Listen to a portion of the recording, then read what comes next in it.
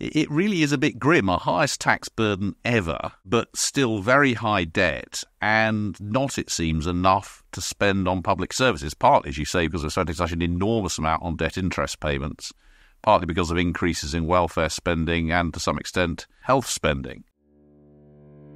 Hello and welcome to this edition of the IFS Zooms In with me, Paul Johnson, Director of the Institute for Fiscal Studies. Just before we begin on this edition, I do want to let you know about our first ever live edition of the IFS Zooms In. That'll be next week on the 23rd of October in the evening at the British Library in London. We'll be looking at how the Chancellor can make her first budget a success.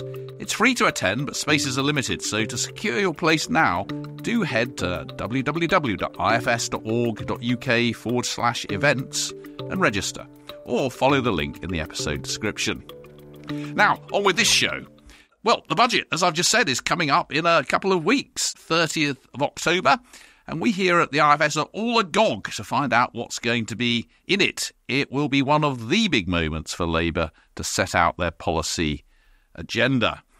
Over the summer, the government has talked a lot about the difficult public finance situation it's inherited, including a supposed unexpected £22 billion black hole. Meanwhile, the Labour manifesto promised big improvements to public services. The Prime Minister has promised no return to austerity, but the Chancellor and the Prime Minister have made lots of pledges on taxes, not to increase income tax, national insurance, VAT, corporation tax, and indeed not to increase taxes on working people at all. Rachel Reeves has also said that she wants to invest.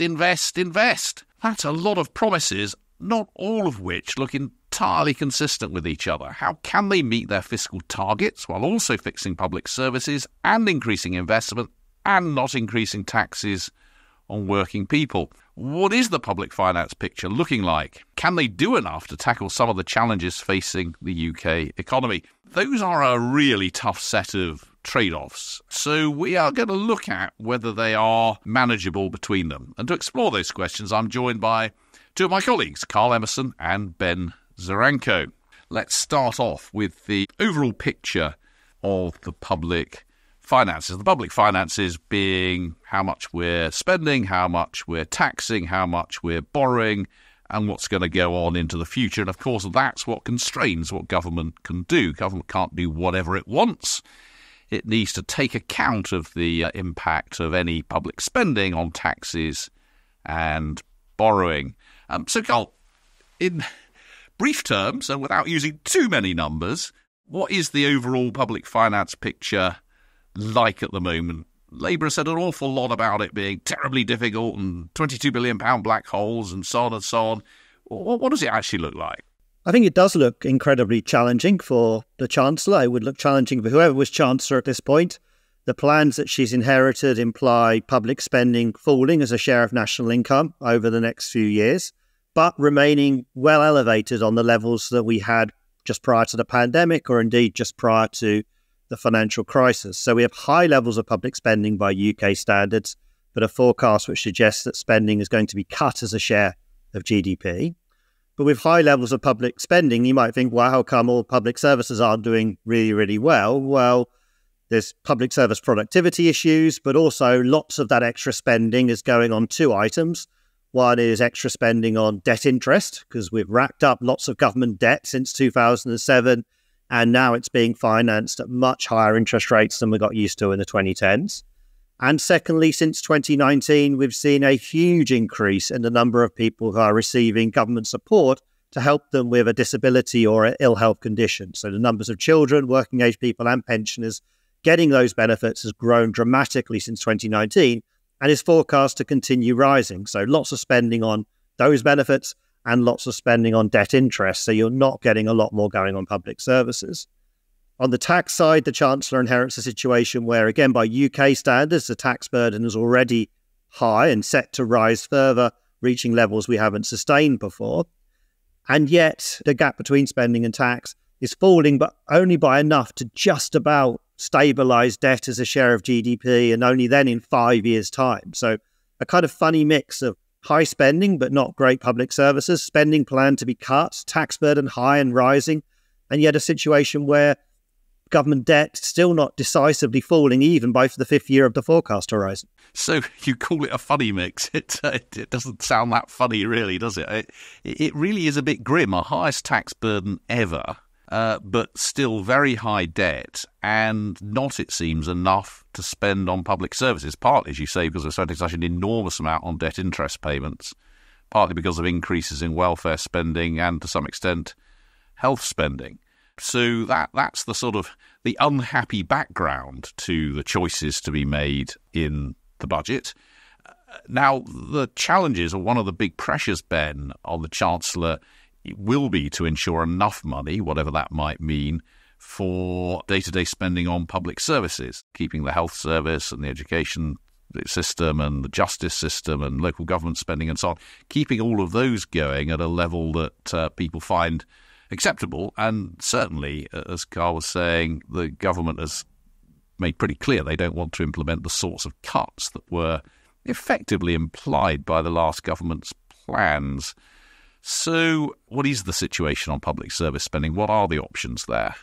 The difficult thing is that you've got public services creaking, public services struggling to provide what people expect of them. You see that in the NHS, you see that very much in the court system. You've got prisons full to the brim, you've got local governments in financial difficulty and under severe pressure. And then you look ahead to the spending numbers that Jeremy Hunt penciled in when he was Chancellor, which Rachel Reeves inherits. That's the starting point. That's what she works from as we go into this budget. They imply cutting some things. The spending would be rising overall by about 1% per year. But the trouble is, even if you just take the NHS is such a big chunk of the budget. It's more than 40% of the overall pot. That if the NHS budget is rising at anything like its usual historic rate, you're going to have to cut something else to make the numbers add up. And if you also add in promises to increase defence spending in line with GDP, because we promised to do that as a NATO member, similarly on aid, you've also got things like childcare reforms being rolled out. Once you take into account all those things, you're actually looking at really quite chunky cuts elsewhere. And that would be really difficult to manage. Maybe not impossible if we're willing to compromise on what these services deliver, but very difficult if you're running a council or you're running a further education college or you're a prison warden or you're a head of a police force to implement cuts when you already know you're not really meeting the standards the public expect. So when the Prime Minister and the Chancellor promised no return to austerity, there's no single definition of austerity, of course, but I think what a lot of people understand by it is no more cuts to public services. And that will be, I think, a key test for them in this budget and in the spending review that follows next spring. But in one sense, that's not a terribly ambitious test. I mean, not cutting is essentially keeping things as they are. I'm sure every single department will be coming to the Treasury at the moment asking for additional spending. And indeed, if all you do is not cut in real terms, then spending on those departments will fall as a fraction of national income. And that might be another definition of austerity, and certainly not something you would expect to happen year on year forever. Education, for example, you probably don't want to be falling forever as a fraction of national income. And that's quite a lot of billions, potentially, Carl, that we might end up needing to spend. First of all, even if you just wanted to just not impose cuts, that's quite a lot of additional billions. If you wanted to keep spending constant fraction of national income, that's even more billions. I mean, to what extent have we got room to do that within the fiscal rules that the Chancellor has said that she is following? So what's likely to be the constraining rule that matters here is the Chancellor's pledge to aim to balance the current budget by the end of the Parliament. So to remain on course to do that, that's like saying you want to raise enough in tax and other revenues to cover all of day-to-day spending. And we're not currently doing that, but the forecasts that she inherits imply that we will get there in a couple of years' time. Now, if she wants to top up the spending plans by enough just to guarantee that we don't have any cuts to any departments, we think that tax rises of the magnitude that Labour thought they had in their manifesto, so something like £9 billion a year, could be enough just to get you on course to balance current budget. So that's a world where you're only just complying with your fiscal target. You really believe you can get £9 billion of extra tax revenue, maybe from the manifesto measures, but you might find you need to do something else a bit additional to actually bring that revenue in. And still then you'd see many government departments having to see their budgets frozen in real terms. So that's not going to help you make those services better. And in fact, in real per capita terms, for example, those budgets would be falling. If you wanted to go further and you wanted to say, well, actually, I want to make sure that budgets like defence, the court system, etc., see their budgets go up in line at least with national income, you'd actually be looking at another £16 billion being added on to public spending. That's a big top up. You'd then need to raise that much additionally from tax. So you'd then be talking about a £25 billion a year tax rise by the end of the Parliament. That would be a big tax rise. It would be almost twice as big as the big tax rise that Gordon Brown did in his first budget in July 97, almost twice as big as the big tax rise that George Osborne did in one of his early budgets in October 2010. So genuinely big top up to the spending plans, genuinely big tax rise, but you'd still only be delivering real growth in day-to-day public service spending over the next 4 years that was lower than what Rishi Sunak had planned to try to do when he set out the last spending review in the autumn of 2021. So big top up to those tight spending plans still doesn't leave you with, for example, a spending review that looks more generous than what Mr. Sunak had envisaged. Yeah, and therein, I think, lies another way of describing the challenge after a long period of very tight public spending plans, even relatively modest by historic standards, because of all the problems we have with debt interest and low growth and so on.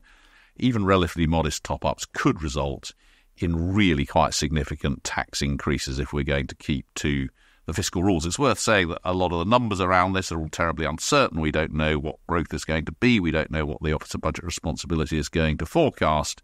But I think we do know the broad outline of the challenging trade-offs that the Chancellor is going to have to make. And that's why, as I said right at the beginning of this podcast, we are all really and genuinely agog to find out how she's going to do that, how she's going to balance these trade-offs.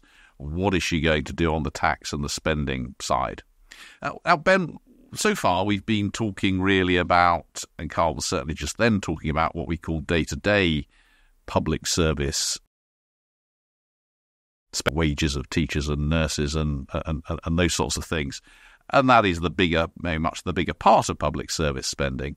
But what the Chancellor, what Rachel Reeves has been talking about a lot recently is that this is going to be a budget for investment, so building stuff. And that that is accounted for a bit differently in the public finances, and the fiscal rules treat investment spending differently from day-to-day spending. As Carl said, one of the rules is that it's okay to borrow to invest, which in principle might mean you can borrow as much as you want to invest, but we also have another rule which says that debt shouldn't be effectively on an ever-rising path. And if you did invest an awful lot more now, then you would put debt on that rising path. So let's talk about two things.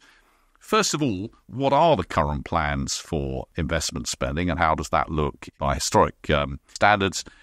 And then we'll move on to given that, what are the constraints imposed by the fiscal rules as we understand them? First thing is that investment isn't just a government story. Most investment in the UK is actually done by the private sector. And as we record this, the government's doing its big investment summit with CEOs jetting in from all over the place. A big plank of this government strategy seems to be trying to crowd in or encourage or trigger more private sector investments as well. But clearly part of the story is going to be what government does.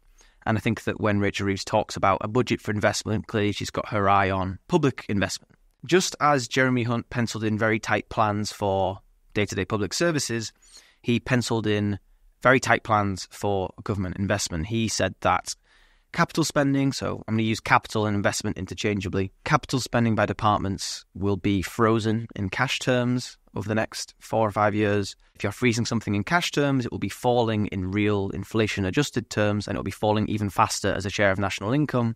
So what we'll be looking at is government investment is currently at actually fairly high levels by UK standards. It's been elevated in the recent past, but it's now set to fall very sharply.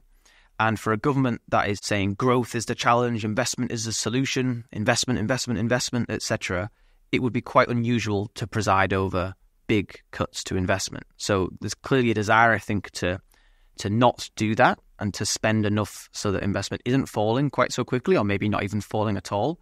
But then you bump into this self-imposed constraint, which says that debt can't be rising at the end of the Parliament. And that's where a lot of the debate recently has been focused on, a sort of insufferable debate really about the minutiae of the fiscal rules, but basically, can she change that promise on debt to allow her to borrow more to deliver that investment?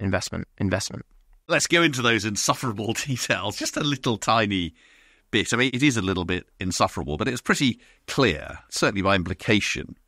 The current government said that they wanted to follow the same rule as the previous government in terms of debt falling in the final year of the forecast period, which is the way in which this rule is described.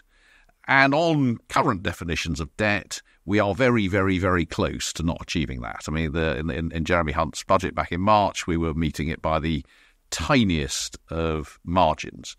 And that indicates almost no space to increase investment spending.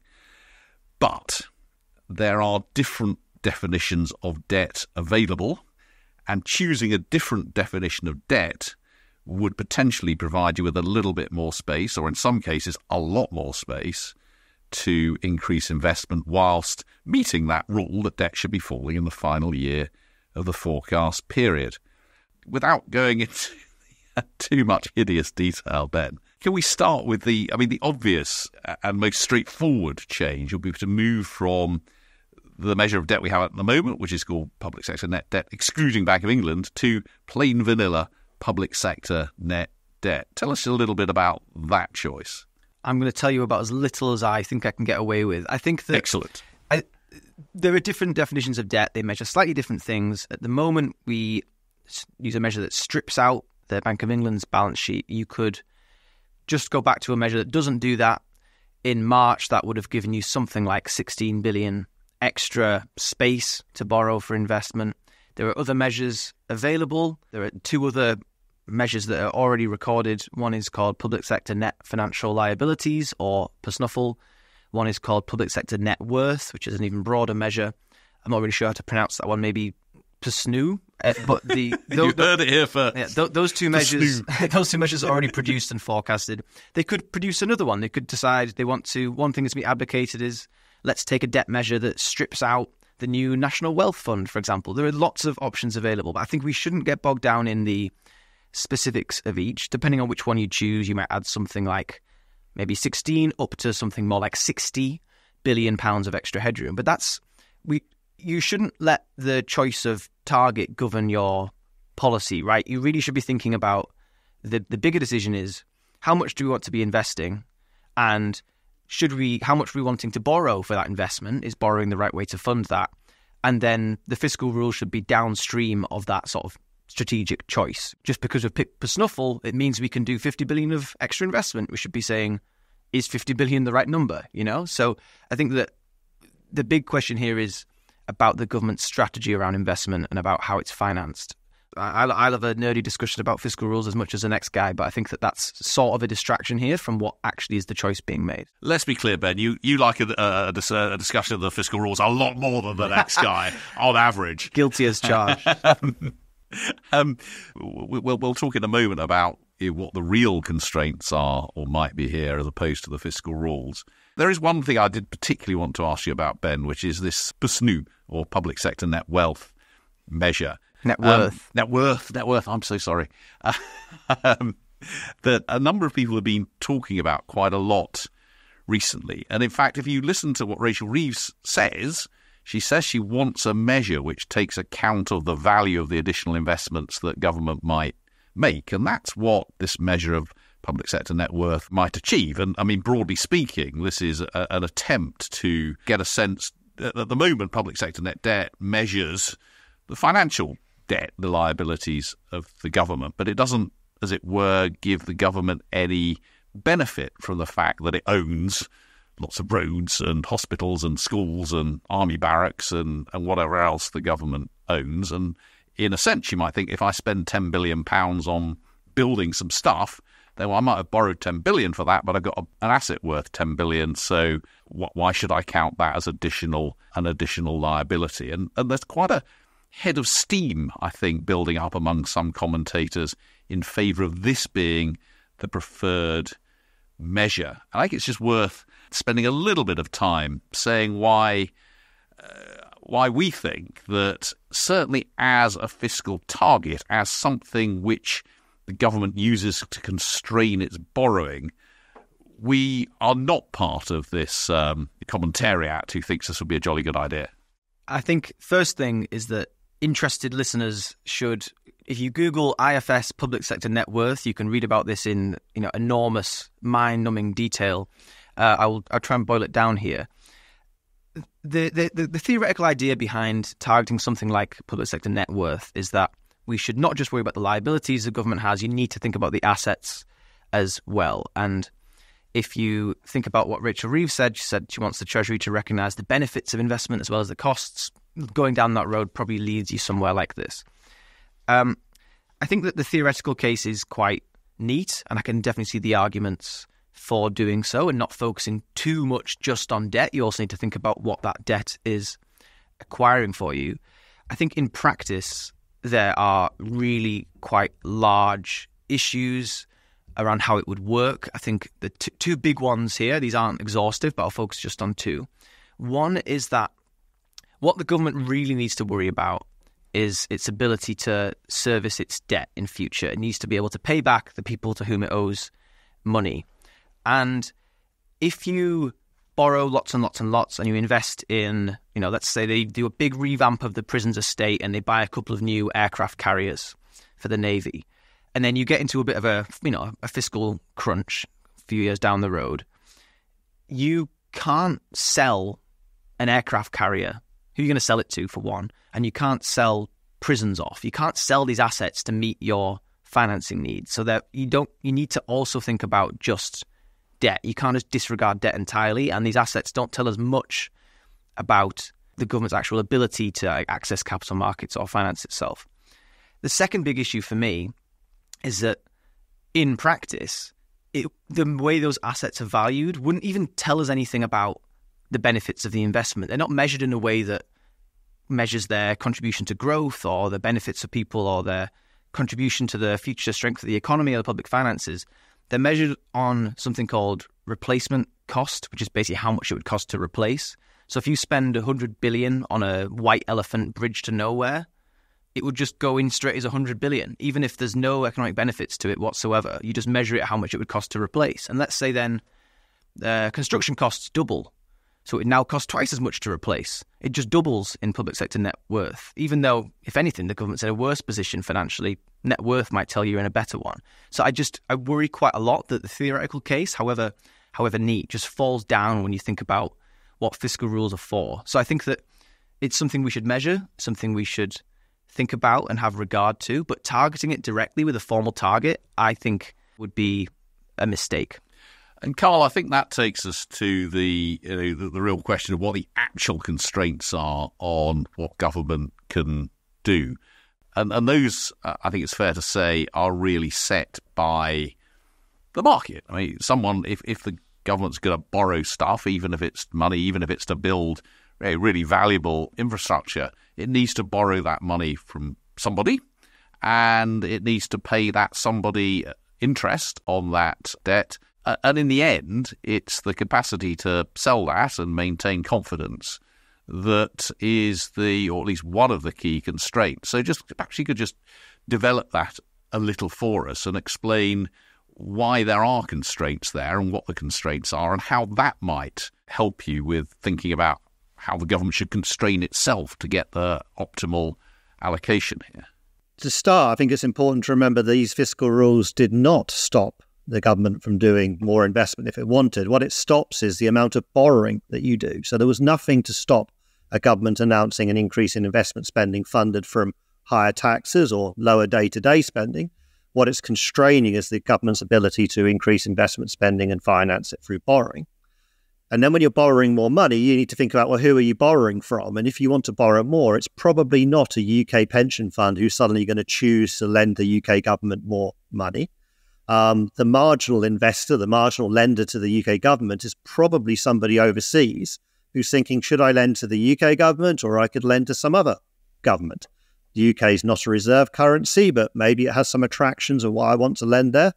If the government is seen to be managing the public finances in a very responsible way, I've got confidence they're not going to be trying to borrow loads more money on an ongoing basis. If I'm confident that the plans they're setting out are going to deliver higher growth and therefore higher tax revenues in the future, I might be much more willing to lend to them at a reasonable interest rate. If I worry that they're borrowing perhaps too much now, or I worry that they're going to borrow a lot more than they're telling me at the moment in the future, or if I worry that they're going to spend away in ways which doesn't enhance growth and therefore the taxable capacity of the economy, I might still be willing to lend, but might well demand a higher price for that. And that debt interest bill is already a lot bigger than what it was back in the 2010s. So the risk, the cost here is we'll be adding even more to that debt interest bill. So what the Chancellor needs to think through is, how much do I want to spend on investment? How do I make sure that it's spent well? Choosing the right investment projects, making sure they're well managed and they're delivered. And how do I convince people that that's going to be the case? And it probably isn't going to be, oh, I'm going to spend 50 billion a year more on investment, because that's a huge increase. Getting on for, not quite, but getting on for 2% of GDP, it will be a massive increase. It's probably a much more modest increase, and convincing people that you've got processes in place to make sure that it's really spent well, which means that when you're then borrowing more money, yes, you'll end up spending more on debt interest, but hopefully the interest rate being charged to you won't be higher as a result. I think there's another big constraint here as well, if you did want to do loads more investment projects, is just the real constraints. Like, you have to find the workers, you have to find the project managers, you have to find the materials from somewhere. And I think if you tried to ramp up too quickly, as well as the risk of we wouldn't spend it very well, we wouldn't have time to pick excellent projects and so on, you just risk bidding up construction workers' wages and bidding up the costs of construction materials. There's not that many companies in the UK that can actually build a hospital, for example. I think you might just struggle to get the money out the door as much as anything else, and you risk pushing up inflation too if you try and go too quickly. All that said, I think maybe that those concerns are less acute if you're thinking just about maintenance, fixing leaky school roofs and getting on track to get rid of the maintenance backlog in the NHS. But I do think there's also just as well as the fiscal concerns, there's also just a practical where we're going to get the workers from concern. Yeah, all of which I think speaks to several things. First is, I don't think anyone doubts that the British economy needs more investment, particularly in the private sector, actually, but also in the public sector. Secondly, that needs to be done carefully and planned over a significant period of time. There's no point trying to pretend that you can make huge differences very quickly. Thirdly, to some extent, if we want that, there may be constraints on how much we can borrow to do it, but we can always, as it were, tax more or cut other forms of spending. Now, those are not things that anyone ever wants to do, because we are impatient and we see the benefits of spending more on pensions or on pay immediately, but we don't see the benefits of spending more on investment for some considerable period of time. And that's one of the great political problems, I think, about making sure that we get it right. We've dived down a little into the issues around investment and indeed some of the more abstruse details of how you might define debt. But let's come back out and think about the big picture choices that are going to be facing Rachel Reeves on the 30th of October. There's the investment spending choice. There's the spending on day-to-day public services choice. There's the tax choice, and there's the borrowing choice. Carl, looking at those, those big issues overall, I mean, what's your sense of what we should be looking out for and the scale of the options that Rachel Reeves has, and going back again to the constraints on them? Well, we know that in the budget on October the 30th, Rachel Reeves will be setting out some finalising spending plans for departments for this year, setting spending totals for individual departments next year. Perhaps the biggest clue to the choices she's made will really about what she's set in terms of the overall spending envelope for the rest of the Parliament. That's the size of the cake that the spending review next spring will get to divvy up. So in terms of what I'll be looking for as soon as I pick up the budget document, I think, how big is the top up to day-to-day spending? How big is the top up to investment spending in the final year of the Parliament? and how much of that top-up, because there will be a top-up, how much of that top-up is being financed through additional borrowing, how much of that top-up is being covered by additional taxes, and then which taxes, how is that tax revenue coming from? So I think we know there's going to be a spending top-up. I think we know some of that will be financed through additional borrowing. I think we know some of it will be financed by additional taxes, but getting a sense of how big are those numbers, and on the tax side, what is the composition? Where is she trying to find the money? How has she handled the seemingly big constraints, according to the words in the Labour Party manifesto? How is she navigating those with a desire to raise money? And Ben, one of the things always incredibly tough to do when the Chancellor's standing up and we've got a barrage of numbers flying at us. How much are you going to increase spending per year? How much spending will be bigger at the end of the Parliament, at the beginning? All these sorts of things. I mean, what's going to be a big number? What's going to be a small number in this context? I mean, how will we know whether she's really decisively broken from austerity, or whether she's actually being really quite conservative with her spending numbers? If we're thinking about austerity for public services, I think you can make an argument that big whacking great tax rises are a form of austerity. But let's just focus on public services for now. Fair point. I think it's useful to think in percentages, because when you start looking at pounds billion, you can get thrown off by the Treasury are prone to doing big changes and statistical classification changes that really make our lives very difficult. So thank you in advance for that. But if you think about percentages, so at the moment, public service spending is set to grow by 1% per year. I think that if you are looking at, broadly speaking, how much would that have to increase to deliver all promises on things like the NHS and on defence and on all the other things without cutting stuff, it probably needs to go to more like 2%. And if you want to get into a world where you're actually delivering meaningful increases more or less across the board, it probably needs to be closer to 3%. And just some context, Rishi Sunak aimed for 3.3% last spending review in the 2000s when everything was going gangbusters, to quote a former Prime Minister. It was going up more like 6 or 7%. So 3% isn't by any means like mega generous by historic standards, but it would probably be enough to at least improve some public services or provide the funding available to at least give them a realistic shot of that. The big thing here, really, if you're looking at public services, it's hard to avoid the elephant in the room, and the elephant in the room is called the NHS, because the NHS is so big that what you do there more or less dominates what you do on anything else. And I think that if you look at opinion polls and you look at sort of some of the analysis coming out from political commentators, the Labour Party probably know that their re-election chances will hinge in large part on whether they've managed to turn the NHS around. So I would be stunned if the NHS isn't prioritised, but the degree to which it's prioritised will matter a lot for things like courts, prisons, local government, because if there's a mega NHS settlement, then there's just not going to be much left for anything else. And this is one of the great challenges that faces all governments now, that small changes in the rate of increase in NHS spending has huge effects on everything else, because you say NHS spending is more than 40% of all public service spending now, which is just astonishing. So you change that a little bit and you make a big difference to what's available elsewhere. But I think what Ben said is really worth looking out for in terms of scale. So Jeremy Hunt said he would increase public service spending by 1% a year. And because of commitments to the NHS and defence and so on, that would have meant cuts in a whole range of public services. You move to 2% a year, which sounds quite generous, and that's just about enough to keep everything outside the NHS and so on pretty much constant in real terms over a period of time. So no cuts, but still shrinking as a fraction of the economy, and no more resource than they've got now. You really have to be up around 3%, where you're keeping spending constant as a fraction of national income on a lot of these so-called unprotected areas, and you've perhaps got some shot at additional resources to make a difference. But even that, by historic standards, obviously much, much better than we got during the 2010s, or much, much higher than we got during the 2010s, but actually less than Rishi Sunak was trying to achieve back in 2021, and less than the last Labour government did. So I think those, 1, 2, 3, if it's at 1, we've got some serious austerity to come. If it's at 2, that's % a year increases, then just about managing to keep things stable. And at 3, then you're beginning to get a little bit of extra resource focused at a bunch of public services.